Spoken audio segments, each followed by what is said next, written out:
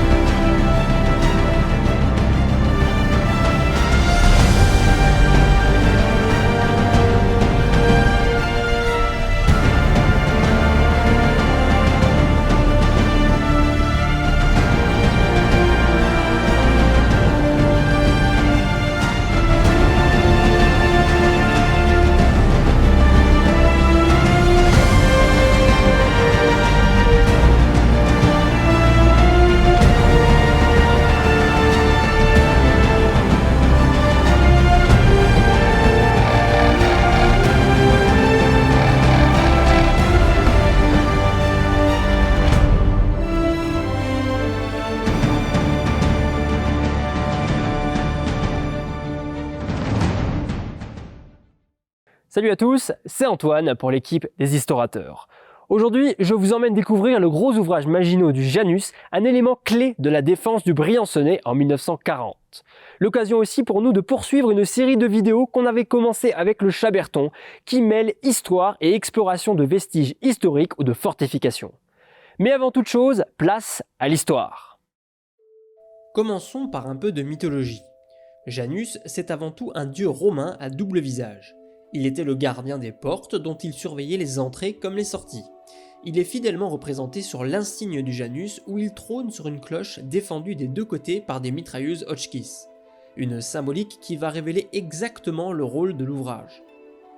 Perché à 2543 mètres d'altitude sur la crête dite du château Jouan, le sommet du Janus a été triplement fortifié au fil des années.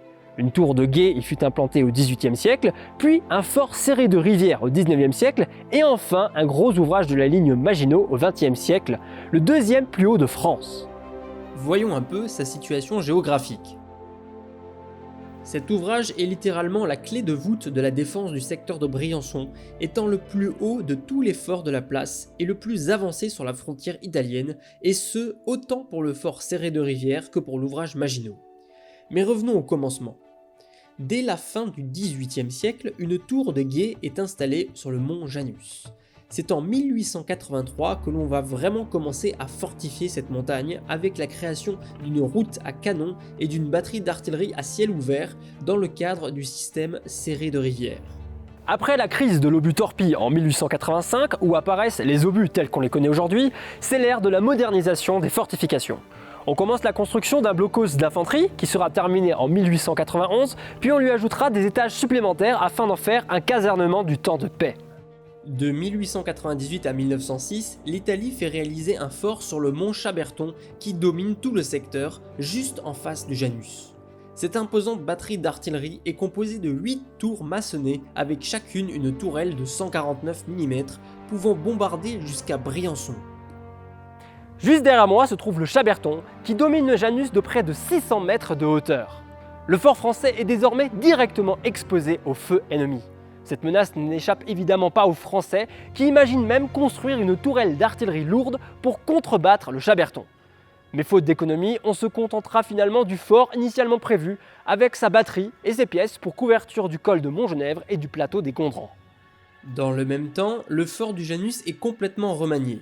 De 1897 à 1906, c'est un véritable ensemble souterrain qui est construit, avec notamment un casernement, une cuisine, une boulangerie et des magasins à munitions, l'ensemble étant entièrement à l'épreuve des bombes, évidemment pour résister à un bombardement du Chaberton. Pour mieux couvrir le plateau des Gondrans, on construit une casemate en béton armé pour 4 canons de 95 mm sur affût de côte, un élément unique en France. Très moderne pour l'époque, le Janus est classé fort de première catégorie en 1914. La garnison prévue était constituée de 171 hommes. En août 1914, la Première Guerre mondiale éclate, mais l'Italie n'intervient pas. En mai 1915, elle rejoint la Triple Entente aux côtés de la France, la Grande-Bretagne et la Russie. Le Chaberton est désarmé et le Janus aussi. Mais ce n'est que partie remise pour les adversaires jurés. Dans les années 1920, avec l'arrivée au pouvoir de Mussolini, la France craint un conflit sur sa frontière avec l'Italie. Aussi, lors de la construction de la ligne Maginot, la position sera retenue pour être intégrée dans le futur secteur fortifié du Dauphiné, avec pour objectif l'implantation d'un puissant ouvrage afin de protéger le col de Montgenèvre et de résister au Chaberton. Il faut alors comprendre que dans les Alpes, les fortifications sont disposées de manière à bloquer les cols et les vallées, qui sont les accès les plus faciles pour franchir la frontière et envahir la France. Et dans le secteur de Briançon, depuis le passage du maréchal de Vauban en 1700, les fortifications ne font que de s'ériger de plus en plus en hauteur dans les montagnes. Véritable pièce maîtresse du secteur, le projet de la construction de l'ouvrage d'artillerie du Janus est fixé en 1929. Le projet initial est imposant, avec 11 blocs prévus, dont une énorme casemate de 35 mètres de long avec 8 pièces d'artillerie. Sur chaque côté de la montagne devaient être implantés des blocs avec des moyens d'artillerie conséquents, mortiers de 80 mm ou canons obusiers de 75 mm. Finalement, les budgets et les priorités changèrent et la conception du Janus fut repensée. La construction de l'ouvrage Maginot commence en 1931 pour un coût de 10,7 millions de francs. En 1934, la casemate pour 4 canons de 95 mm de l'ancien fort du Janus et les magasins à munitions sont reliés à l'ouvrage Maginot. Quant au reste des souterrains de l'ancien fort, ils sont remblayés ou bien bétonnés. C'est le cas notamment pour l'ancienne entrée qui se trouve juste derrière moi. En août 1935, les travaux cessent subitement sur ordre du général Gamelin en raison d'un rapprochement avec l'Italie matérialisé par les accords de Stresa. Mais la pause fut de courte durée suite à l'invasion de l'Éthiopie par les Italiens en octobre 1935. Après cet intermède, les travaux reprennent en 1937 et fin 1938, la chefferie de Briançon considère l'ouvrage terminé à 99%. En septembre 1938, un exercice d'occupation de grande ampleur est réalisé dans le Janus avec 240 alpins. Le rapport établi est plutôt satisfaisant, mais parle tout de même d'un aménagement intérieur réalisé à l'économie, d'un ouvrage humide et d'un chauffage quasiment inexistant. Les derniers détails d'aménagement seront achevés après la déclaration de guerre en 1939.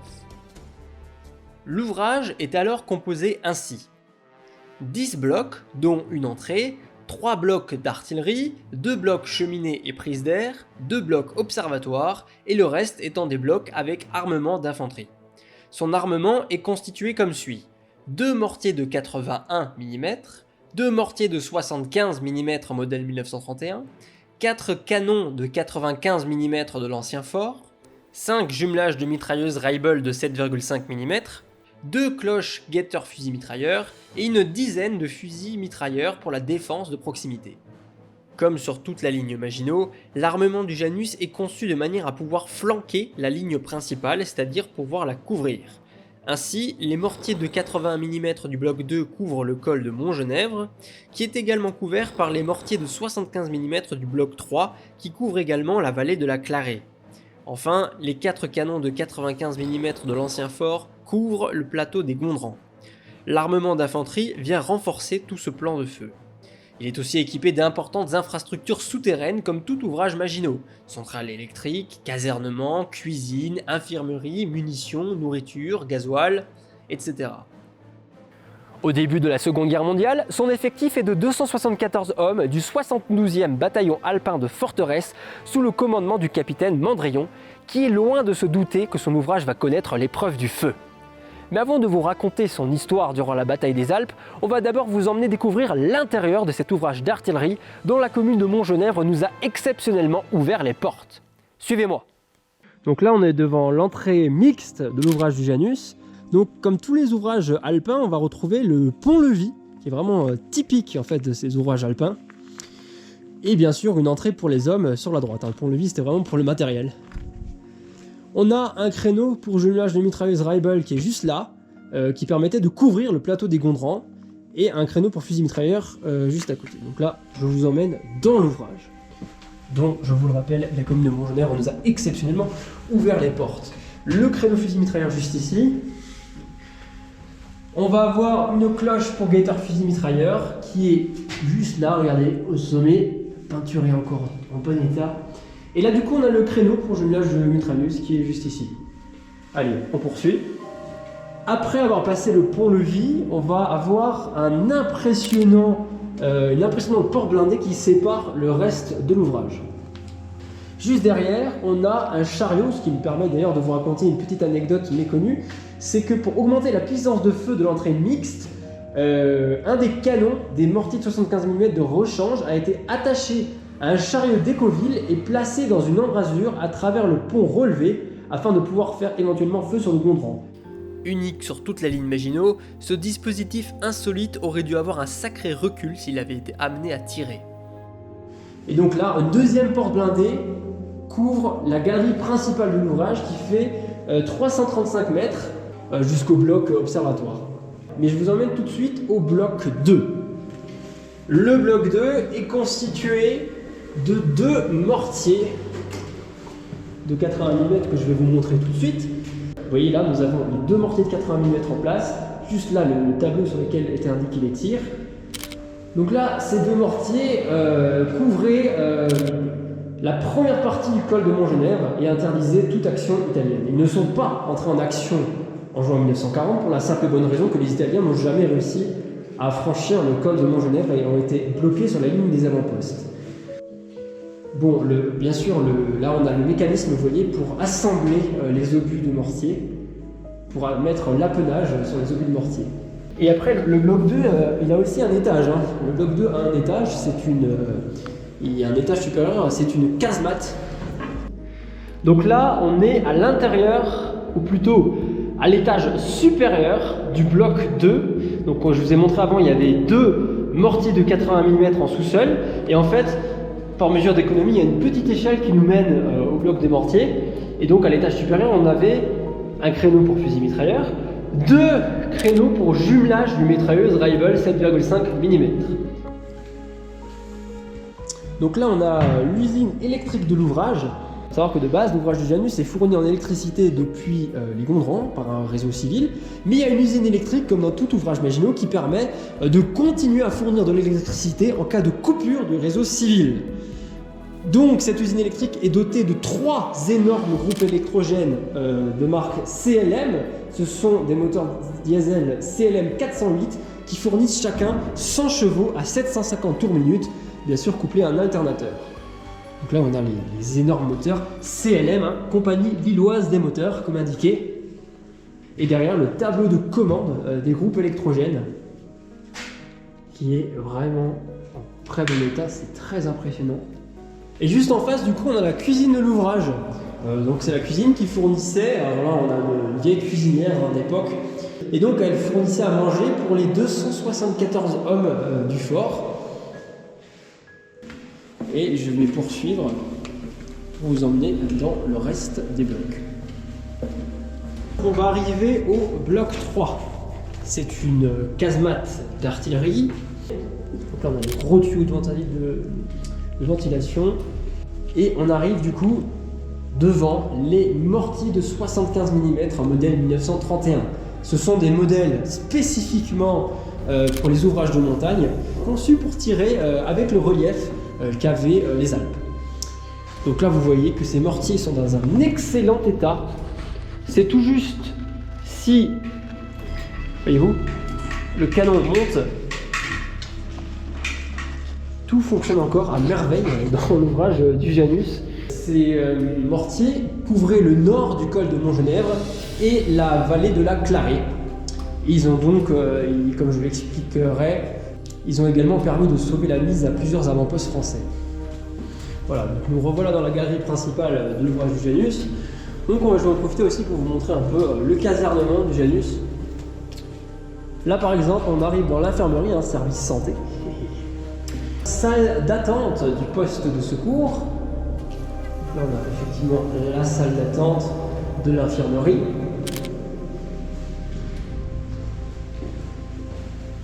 Une chambrée. Là du coup c'est la chambrée pour la troupe, regardez. Dans un état vraiment impeccable, j'ai rien à redire là-dessus. On a vraiment l'impression que tout est... Voilà. Et là la chambre des blessés. Donc là c'est là qu'étaient mis les blessés de l'ouvrage. On continue de visiter le casernement en arrivant aux centrales téléphoniques qui, comme vous le constatez, est composé de 2 panneaux muraux et permettait, c'était le centre névralgique de l'ouvrage du Janus. Là, il y a une cabine téléphonique juste à côté.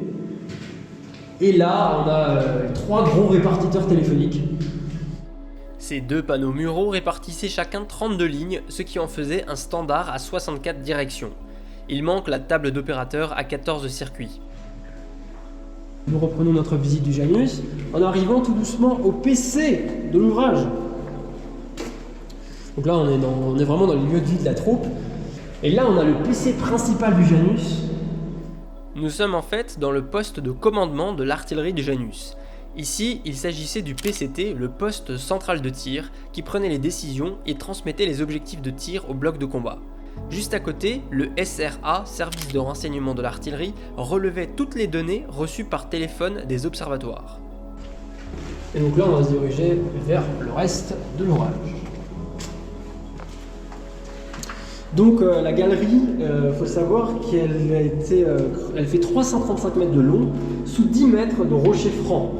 Les blocs de combat sont construits en protection 3, c'est-à-dire 2,50 m de béton armé, ce qui permet de résister à 2 coups superposés de 300 mm. Donc là on arrive vers un croisement important de galeries entre les blocs 4, 5, 6, 7 sur ma droite et le bloc 8 sur ma gauche. Donc là on va se diriger vers le bloc 8 et également vers l'atelier du génie apparemment. Donc là on a l'énorme porte blindée. Et là on passe dans quelque chose qui n'a plus rien à voir avec le Maginot. Regardez, on est sous l'ancien fort Serré de Rivière. Regardez la taille des souterrains. Et donc cet organe a été intégré à l'ouvrage Maginot sans aucun renforcement. Et là on arrive dans cette casemate d'artillerie d'action frontale pour 4 canons de 95 mm sur affût. Un élément unique en France. Donc là, ces créneaux sont très larges, très béants, aucune protection, pas de blindage. Donc les artilleurs qui étaient ici, ils étaient vraiment pas rassurés.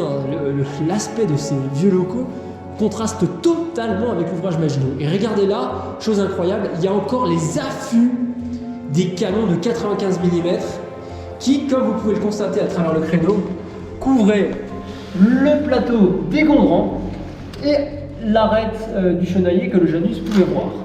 On a vraiment l'impression d'être dans un autre fort. C'est ça ce qui est unique dans le Janus, c'est notamment cette partie de l'ancien fort du 19e siècle qui a été reliée par galerie à l'ouvrage Maginot.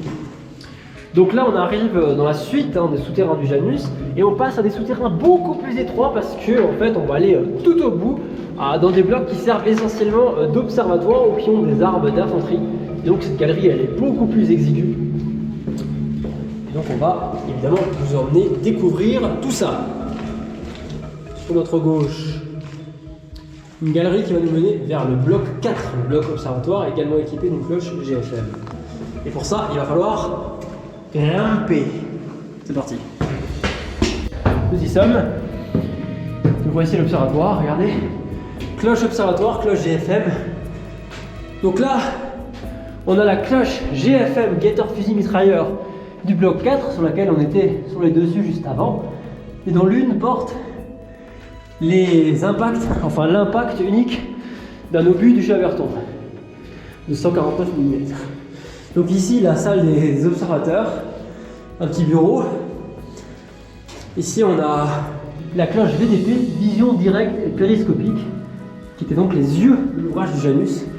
Nous pouvons maintenant redescendre de cet observatoire. On n'est plus dans le bloc 4, on est dans le bloc 5. On va avoir dans l'étage inférieur un créneau optique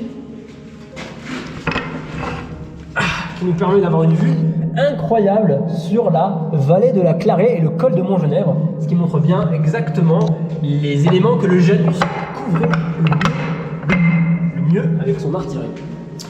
Donc ça, c'était le bloc 5, équipé simplement d'un créneau optique. Et du coup, on arrive au bloc 6 et au bloc 7, les derniers blocs de l'ouvrage du Janus.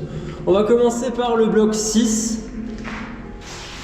Nous y voici. Donc on a un créneau pour jumelage mitrailleuse Rifle de 7,5 mm et juste à côté, un créneau optique qui nous donne également une vision très intéressante sur, que je dise pas de bêtises, sur le plateau des Gondrans et en face le Chenaillier.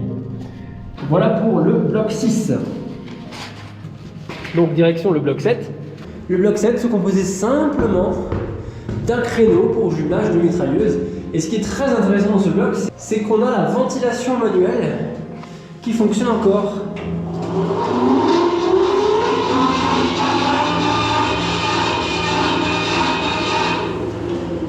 Bien entendu, cette ventilation permettait du coup de ventiler les gaz du jumelage de mitrailleuse qui étaient là-dedans quand ça tirait. Et là, on a l'évacuation des douilles. Et ainsi se termine notre exploration de cet ouvrage alpin d'exception.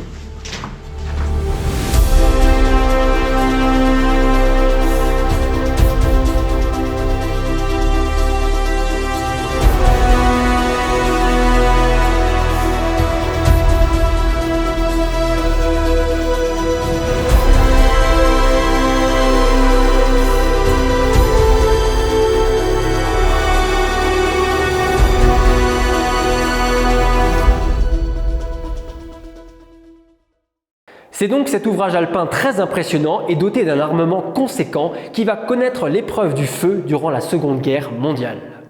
Après la déclaration de guerre en septembre 1939 contre l'Allemagne, l'ouvrage du Janus est occupé jusqu'en novembre, date à laquelle l'ouvrage est évacué dans le cadre du dispositif d'hiver jusqu'en mai 1940. Les équipages sont hébergés au fort du Gondran A ainsi qu'au fort Vauban du Randouillet, près de Briançon, où ils laisseront de nombreuses traces de leur passage. Aucun ne se doute des événements qui vont survenir.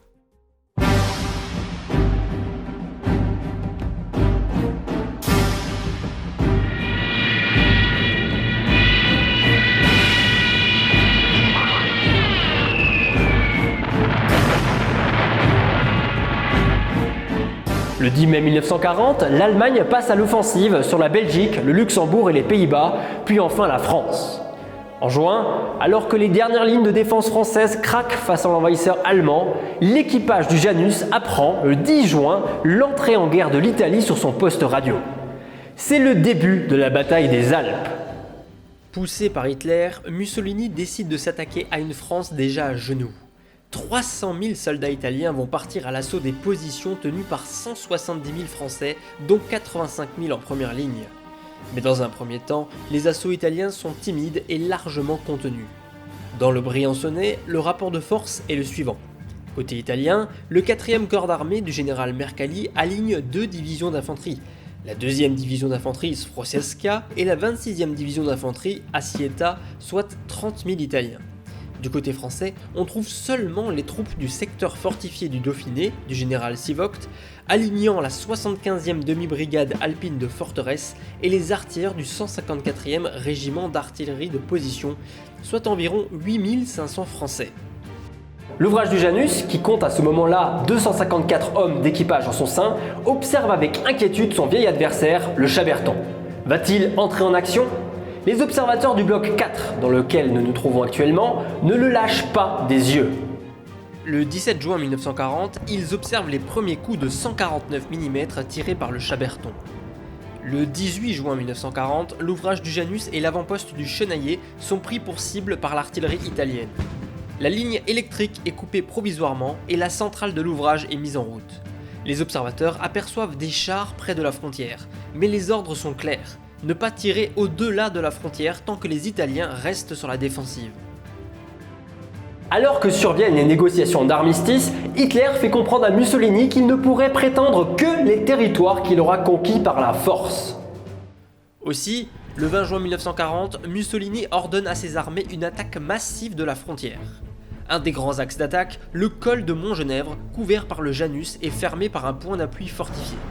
Les Italiens décident donc de contourner le col de Montgenèvre en progressant par le nord et par le sud. Mais au nord, ils doivent d'abord neutraliser le poste avancé du rocher des 10 heures dans le bois des Suffins, et au sud, le poste avancé du bois de Sestrières. Enfin, à l'est, l'avant-poste du Chenaillé est une épine dans le pied des Fanti italiens, sans oublier les sections d'éclaireurs skieurs françaises qui harcèlent l'ennemi. La 2e division d'infanterie Sforzesca progresse donc vers les postes avancés français, tandis que le Chaberton déverse 300 projectiles sur les dessus du Janus. La ligne électrique est à nouveau coupée et ne sera plus réparée. L'ouvrage est désormais définitivement alimenté par sa centrale électrique dans laquelle nous nous trouvons actuellement. Plus à l'est, la division Assietta est bloquée dans sa progression sur le plateau du Bourget par le petit ouvrage Maginot des Ettes. Le 21 juin 1940, la visibilité s'améliore nettement pour les Français comme pour les Italiens. Si l'observatoire du bloc 4 travaille à plein régime en réglant le tir de nombreuses batteries sur les positions italiennes, l'ouvrage du Janus va rapidement devenir la cible privilégiée de tous les projectiles italiens. Et la journée ne va clairement pas être de tout repos pour l'équipage du Janus. Dès le matin, il est pris pour cible par l'impressionnant fort du Chaberton, certain de sa supériorité. Plus de 900 obus de 149 mm s'abattent sur la crête du Janus, ainsi qu'une cinquantaine d'obus de 210 mm, bouleversant les dessus, détruisant les étages de l'ancien blocos du fort du Janus, mais n'étant absolument pas un danger pour l'ouvrage Maginot qui, lui, est niché au cœur de la montagne. Les cuirassements possèdent encore les traces de ces terribles bombardements, notamment la cloche GFM du bloc 4 qui possède encore la trace d'un ricochet d'un obus de 149 mm du fort du Chaberton. Les coups vont parfois au but, mais les dégâts sont mineurs. Outre le vieux blocos de 1888 qui reçoit une dizaine d'obus, le bloc 8, qui appartenait également à l'ancien fort, voit l'une de ses cheminées démolies et sa voûte d'accès fissurée. Mais aucun dégât sur l'ouvrage moderne. Cependant, le Janus ne peut pas répliquer directement sur son adversaire juré. Le Chaberton le domine de près de 600 mètres d'altitude et l'armement d'artillerie de l'ouvrage est conçu uniquement pour couvrir la ligne principale de résistance, le col de Montgenèvre ou encore le plateau des Gondrans, et ne peut donc en aucun cas tirer sur le Chaberton. Ce n'est cependant que partie remise. Les observateurs du bloc 4, sur lequel nous nous trouvons actuellement, vont participer directement aux observations cruciales qui vont permettre la neutralisation du Chaberton. C'est l'incroyable bataille du Chaberton pour laquelle nous avons déjà réalisé un documentaire historique qu'on vous invite d'ailleurs à aller voir pour découvrir les détails passionnants de ce duel d'artillerie au sommet. En effet, côté français, la réplique était préparée de longue date. Une batterie française du 154e régiment d'artillerie de position, composée de 4 mortiers Schneider de 280 mm sous les ordres du lieutenant Miguet, avait été positionnée à l'abri des regards italiens en contrebas du fort de l'Infernet. Et c'est ce 21 juin qu'elle va enfin ouvrir le feu sur le célèbre cuirassé des nuages.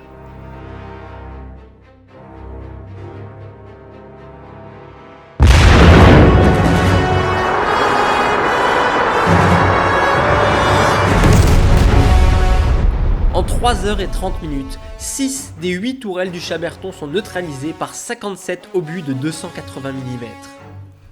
Cette victoire impressionnante des artilleurs de montagne ne put se faire sans les observations des guetteurs du Janus, qui ont une vue directe sur le fort italien.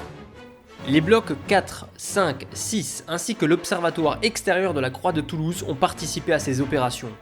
Les 2 tourelles restantes du Chaberton feront feu à nouveau sur les positions françaises, mais sans aucune gêne pour les défenseurs. L'effet moral sur les Italiens fut considérable. Le 22 juin, le brouillard empêche toute action majeure. Mais les Italiens de la division Sforzesca progressent vers le poste avancé du rocher des 10 heures et s'infiltrent dans les bois de Sestrières au pied du Janus. Des combats ont lieu toute la journée entre les Italiens et les Alpins, mais au Janus, tout est calme. Nous nous trouvons actuellement devant le bloc 3, bloc pour 2 mortiers de 75 mm modèle 1931 couvrant la vallée de la Clarée et le col de Montgenèvre. Durant la nuit du 22 au 23 juin, le capitaine Weiss, qui commande l'artillerie du Janus, ordonne de rogner les visières bétonnées du bloc afin que les mortiers de 75 mm puissent supporter les alpins du poste avancé du rocher des 10 heures, au nord du col de Montgenèvre, même au-delà de leur table de tir. Le 23 juin 1940, l'offensive italienne reprend de plus belle, poussée par le général Mercalli, et les Italiens progressent dangereusement vers le poste avancé du rocher des 10 heures. Au petit matin, les mortiers de 75 mm du bloc 3, devant lesquels je me trouve actuellement, font feu pour tester leur nouvelle capacité de tir. Les obus tombent juste devant l'avant-poste du rocher des 10 heures, rassurant les défenseurs. Et ça tombe bien, puisqu'à midi, l'avant-poste est pris d'assaut par la 2e division d'infanterie italienne Sforzesca et l'appui d'artillerie du Janus est demandé d'urgence. Les mortiers font donc feu et tirent 216 projectiles sans aucune visibilité à travers le brouillard. Mais bien calculés, les obus parviennent à mettre un terme à l'assaut italien. À 17h30 puis à 22h, les mortiers entrent à nouveau en action pour dégager l'avant-poste avec succès. Si cet avant-poste a été sauvé in extremis, à l'est, la situation est plus compromise. L'avant-poste du Chenaillé, de l'adjudant Béraud, au sud du Janus, est isolé et bombardé par du gros calibre depuis le petit matin. Les Italiens, profitant du brouillard, s'élancent à l'assaut de l'avant-poste du Chenaillé. Vers 14h15, les observateurs du Janus aperçoivent une centaine d'Italiens en train d'escalader le Chenaillé par l'est. Mais l'artillerie de l'ouvrage ne peut intervenir et l'avant-poste ne peut être averti de l'imminence du danger à cause des communications qui sont coupées. Les troupes du 30e Reggimento di Fanteria de la division Assietta réussissent finalement à s'emparer de l'avant-poste en capturant 17 alpins du 72e bataillon alpin de forteresse. À 15h15, le temps devient clair et l'on s'aperçoit que le Chenaillé est aux mains des Italiens qui y amènent des mortiers. Il est alors demandé à toute l'artillerie à disposition de faire feu. En représailles, le bloc 8 de l'ouvrage du Janus, devant lequel nous nous trouvons actuellement et qui appartenait à l'ancien fort serré de Rivière, est probablement entré en action ce jour-là. Les Italiens ont subi des pertes sévères dans leur rang qu'ils attribuent justement aux 4 canons de 95 mm du Janus. Mais le Janus peut seulement couvrir certains angles du Chenaillé et ne peut le couvrir en totalité. Il s'agit de l'un des rares avant-postes capturés par les Italiens, événement qui fut largement repris par la propagande italienne. Le 24 juin 1940, le temps est clair, mais il a neigé dans la nuit. Au même moment où la France signe l'armistice avec l'Italie, la 58e division d'infanterie italienne Legnano remplace la Sforzesca, trop éprouvée, pour tenter de franchir le col de Montgenèvre. Mais ce sera un nouvel échec devant la ténacité des défenseurs. Toute la journée, les observateurs du bloc 4 règlent le tir de nombreuses batteries d'artillerie française sur des objectifs italiens et les artilleurs tirent à profusion pour tenter d'éliminer leurs munitions avant le cessez-le-feu. Le 25 juin 1940, à minuit 30, l'ordre de cessez-le-feu s'applique. Le Janus aura tiré seulement 288 obus de 75 mm et un nombre inconnu d'obus de 95 mm pour la simple et bonne raison que les Italiens n'ont même pas réussi à franchir la ligne des avant-postes. En fait, l'action la plus remarquable du Janus fut sans aucun doute l'observation, grâce à ses blocs 4, 5 et 6 qui permirent la destruction de nombreux objectifs italiens, dont le fort du Chaberton. L'échec italien est d'ailleurs de taille dans le Briançonnais où ils ont perdu 715 hommes contre seulement 45 Français. C'est un des nombreux épisodes de la bataille des Alpes où l'armée française obtient une victoire défensive claire face aux Italiens. Durant tous ces combats, il faut néanmoins souligner le courage des hommes du génie français qui ont risqué leur vie à plusieurs reprises en rétablissant le courant à l'extérieur entre le Janus et le Gondran E, régulièrement coupé par les bombardements italiens. Invaincu et intact en 1940, le Janus doit néanmoins être abandonné par son équipage conformément aux conditions d'armistice qui imposent une zone démilitarisée de 50 km à partir de la frontière. L'équipage en profite alors pour emporter un maximum de matériel et d'armement afin de ne pas laisser grand-chose aux Italiens. Durant le reste de la guerre, le Janus ne connaît pas d'événements particuliers. En novembre 1942, suite à l'invasion de la zone libre, les Italiens occupent le secteur avant de laisser eux-mêmes la place aux Allemands en septembre 1943. Lorsque vient la libération, c'est la 5e Gebirgsjägerdivision qui occupe les hauteurs. La ville de Briançon est libérée une première fois le 24 août 1944 par des troupes des forces françaises de l'intérieur et quelques éléments américains qui les rejoignent dans la foulée. Mais les Allemands de la 90e Panzergrenadier Division mènent une contre-attaque dans la nuit à partir du fort du Randouillet et reprennent la ville. Le général Delattre et sa future première armée sont alors dirigés sur le secteur. Il confie la tâche de prendre Briançon au colonel Moll, qui dispose du 4e régiment de tirailleurs marocains, du 3e groupement de tabors marocains et d'unités FFI. Celui-ci décide d'attaquer par les hauts pour reprendre Briançon, puis refouler l'ennemi au-delà du col de Montgenèvre.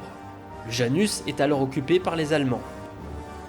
Le 5 septembre 1944, alors que le 4e régiment de tirailleurs marocains progresse sur les hauteurs, la garnison allemande du vieux fort du Gondrancé, sur le plateau, abandonne prématurément son ouvrage en oubliant d'avertir la garnison qui occupe le Janus. Le 3e bataillon du 4e RTM en profite alors pour attaquer par surprise le Janus et capture rapidement l'ouvrage. La nuit suivant la capture de l'ouvrage, les troupes marocaines subissent une violente contre-attaque des Gebirgsjäger qui escaladent le mont Janus par les pentes ouest. L'attaque est repoussée de justesse. Le même jour, toutes les fortifications ayant été capturées, la ville de Briançon est libérée pour la seconde fois. Le bloc 4, fidèle au rendez-vous, est alors remis en état et va servir à observer tout ce qu'il se passe aux alentours et à régler le tir des batteries françaises. Il deviendra d'ailleurs une cible privilégiée des artilleurs allemands. En octobre, les combats se poursuivent et les troupes allemandes de montagne donnent du fil à retordre aux Français qui ne parviennent pas à avancer. Pire, le 20 octobre, une contre-attaque allemande parvient à reprendre le Chenaillé. Le 17 novembre, les Allemands décident finalement d'abandonner Montgenèvre et se replient sur les hauteurs du Chaberton. Le 10 décembre 1944, une nouvelle contre-attaque allemande sur les forts du Gondrancé et du Janus est repoussée. Le fort du Gondrancé sera endommagé par un obus de 420 mm durant tous ces combats, mais le Janus, quant à lui, ne subira presque rien. Il faudra attendre le 26 avril 1945 pour que les Allemands quittent définitivement la région, marquant ainsi la fin de la Seconde Guerre mondiale pour l'ouvrage du Janus. Après-guerre, l'ouvrage est réactivé, comme l'essentiel de la ligne Maginot, dans le cadre de la guerre froide, la France prévoyant des plans contre une éventuelle invasion soviétique. L'ouvrage du Janus est partiellement modernisé et remis en état de 1955 à 1958. Son réseau téléphonique, quant à lui, est modernisé en 1966-67. L'ouvrage est alors entretenu par la SCAF des Alpes, dirigée par le colonel Weiss, ancien commandant de l'artillerie de l'ouvrage du Janus en 1940. L'ouvrage est maintenu en l'état jusqu'en 1986 par l'armée, date de son abandon. Il sera cédé à la commune de Montgenèvre en 1998, qui projetait depuis de l'ouvrir au public.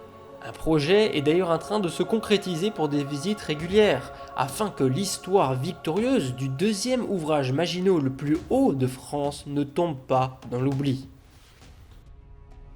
Cette vidéo sur l'ouvrage du Janus est désormais terminée. Merci énormément à vous de l'avoir regardé et merci surtout à la commune de Montgenèvre de nous avoir ouvert les portes de cette étonnante forteresse. D'ailleurs, si vous passez dans le secteur, n'hésitez pas à visiter ces fortifications alpines, elles en valent le détour. N'oubliez pas de nous suivre sur Instagram où l'on poste du contenu très qualitatif avec nos stories d'exploration, sur Facebook pour découvrir nos articles historiques ou encore même sur Discord dont vous trouverez le lien dans la description. Enfin, n'oubliez pas de vous abonner à notre chaîne YouTube et de mettre la cloche pour ne pas manquer nos nouvelles vidéos. Enfin, surtout, donnez-nous vos avis dans les commentaires. Nous répondons à absolument 100% des commentaires. Et je vous dis à très bientôt pour une prochaine vidéo historique.